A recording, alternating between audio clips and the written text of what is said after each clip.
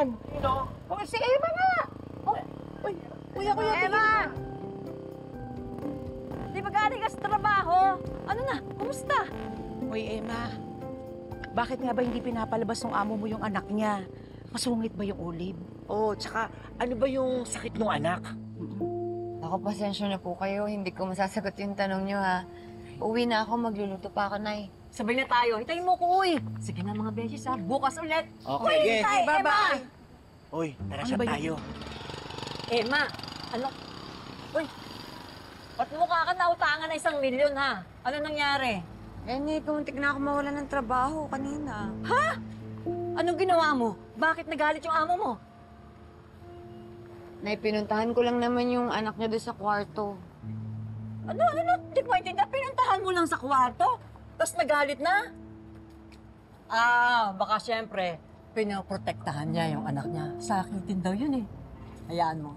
Pag nakita ko yung si Ma'am Olive, kakausapin ko, magpapalakas ako sa kanya. Nay, wag na po. Wag niyo na gawin yun kasi magpakababa ng ganun. Tsaka baka lalo akong pag-initan ni Ma'am Olive. Naku, ikaw talaga, wala kang kabilib-bilib sa akin. Pag nakausap yan si Ma'am Olive, sigurado ko, magkakasundo kaming dalawa. Nay, ibahin niyo po si Ma'am Olive. Anak, lambing lang ang kailangan nun. Siyempre, aburido yun kasi yung anak niya nga sakitin. Talaga naman napakahirap para sa isang ina. Yung mag-alaga ka, nasakitin mong anak. Talagang mas gugustuhin mo pa na ikaw na lang ang magkasakit. Talagang lahat gagawin mo para mapabuti lang ang anak mo. Kahit ano gagawin ng isang ina. Nay? Bakit? Ganun ka rin po ba? Nay? Nay? Ha? Sabi mo? Ganun din po ba ako dati? Sakitin din po ba ako? Ikaw? Oo. Halos lahat ng simbahan nun, napasok ko na, nagdasal ako, basta gumaling ka lang. Kaya nga nung nanganak ko lang sa buwan, ang laking takot ko. Yan si Baby Kyla, kung nabubuhay lang ngayon, sigurado sakitin din.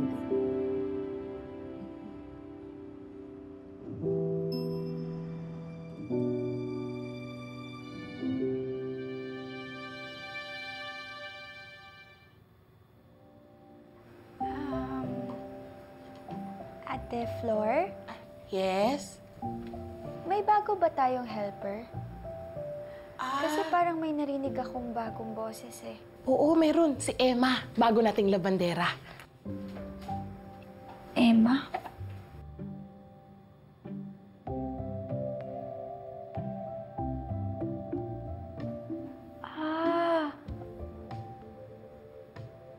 Maybe nabasa niyo yung mga sinulat ko. Ano ka mo? Wala. Wala, Ate Flor. Ate Flor, favor naman. Ano yun? Baka pwedeng palabasin mo ako kahit saglit lang. Saglit lang naman eh. Pag-alis po ni Mami.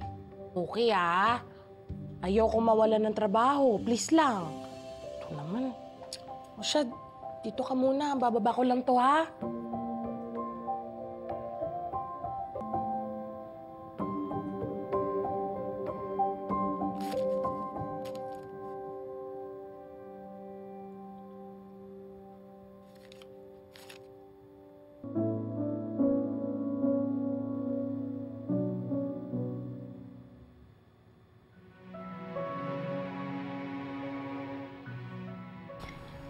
Ate Emma, how are you po?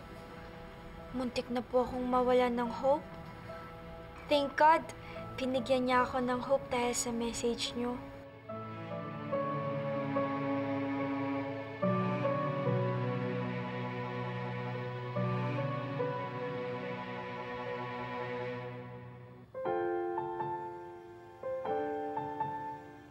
Thank you po na pinagaan niyo ang loob ko. I hope that one day, makilala ko po kayo in person. At sana po, ako naman ang makapag-comfort sa inyo. Ako naman ang makapagpa-smile sa inyo.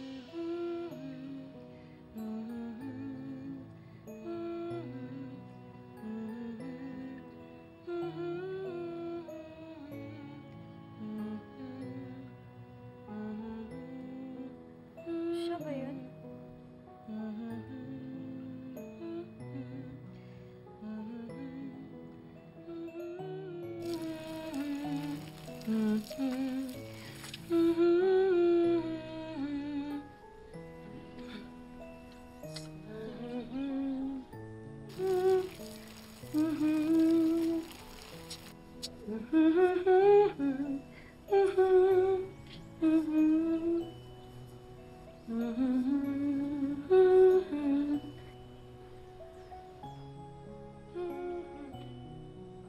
Ate Emma. Could that be her? Yung nakita ko sa park?